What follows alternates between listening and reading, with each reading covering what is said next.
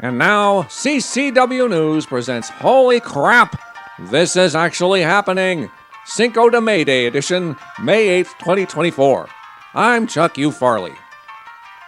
The big news this week is the continued pro-terrorist, anti-Israel riots, peaceful protests on college campuses nationwide. The totally organic protests are chock full of students who can't tell you why they're protesting, but they're doing it in fully stocked, barricaded encampments, equipped with professionally printed signs and matching North Face tents. Students say that until their unnamed demands are met, they will continue bashing in windows, setting things on fire, and attacking any Jews they can find. But don't worry, boys and girls, other than literally banning Jews from all their unsafe places, these kids prioritize diversity. In fact, the University of Washington actually postponed building their protest encampment because they couldn't find enough brown people who wanted to sleep outside.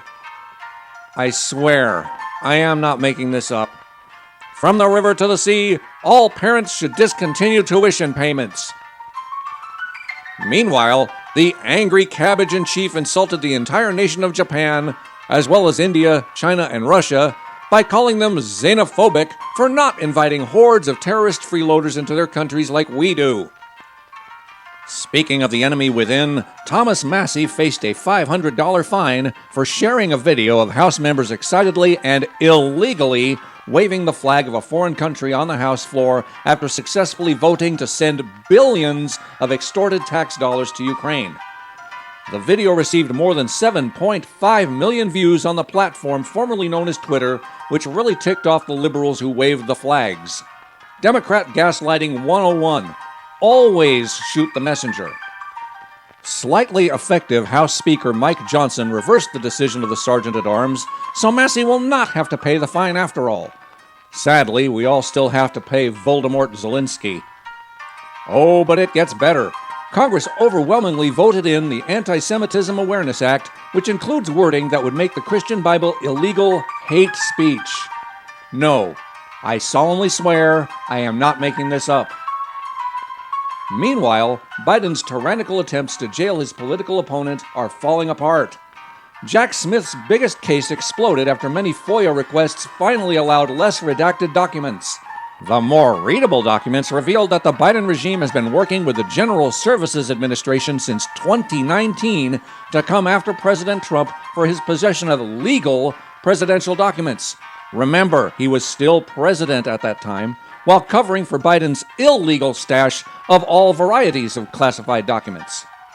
It turns out that the GSA actually forced Trump to take their boxes of classified documents, which he never even opened, so the real allegations are that he accepted boxes that he somehow knew had super secret information, even though he never actually looked at them. To the horror of the entire DNC, due to various pre-trial issues, the trial has been suspended indefinitely, meaning they have one fewer tool in their 2024 cheat box. Letitia James's civil case, in which no victim has claimed harm in business dealings where everyone made money, but the judge hates Trump so much he's fining him anyway, the $457 million bond was knocked down to $175 million while the whole farce is pending appeal. Letitia immediately tried to game the system by trying to say that the cash he bonded wasn't good enough because what she really wanted to do was seize his buildings. The court said she was wasting their time. Meanwhile, Ms. James is being sued by several other entities for her shenanigans, so her attention might get a little divided. In Georgia, Fannie sleeps with her lavishly paid employees. Willis's case is in upheaval after the court learned that both she and Jack Smith were in contact with Pelosi's January 6 show trials. Finally, in the Hush Money case, not much has happened other than revealing that the prosecution's best witnesses are a pecker and a porn star. On April 17th, the Cabbage in chief tried to commune with the common folk by pulling into a Pittsburgh-area Sheetz convenience store to pick up pre-ordered turkey sandwiches for airport construction workers. Just days before, Trump gathered cheering crowds and giddy employees eager to take selfies and give him hugs at Chick-fil-A, but Biden's scripted copycat endeavor took place in near silence with only a few pre-selected actors engaging with him once inside. Employees did their jobs without expression, handed him the bags of hoagies, and he was in and out in a few minutes.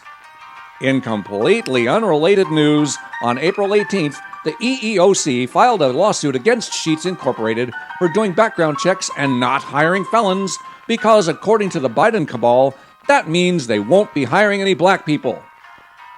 I'll just let that one sit. The U.S. military just launched a $320 million pier off the coast of Gaza that they've named the Joint Logistics Over the Shore, or JLOTS system, supposedly to facilitate delivery of humanitarian aid to Hamas, Palestinian civil... who am I kidding? When reminded that he has emphatically promised multiple times that he would never deploy U.S. boots on the ground in this conflict, Diaper Joe assured us all that the boots were on a pier on the coast. So technically, the more than 2,000 deployed troops' boots are not on the ground. So that doesn't count. Besides, he said that JLOTS broad is really talented, so you gotta love those rutabagas. Orders are to keep shouting, "I'm not touching you, I'm not touching you," until Hamas starts bombing the daylights out of them. For CCW News, this has been Holy Crap, This Is Actually Happening. I'm Chuck U. Farley. Good night, and may God help us.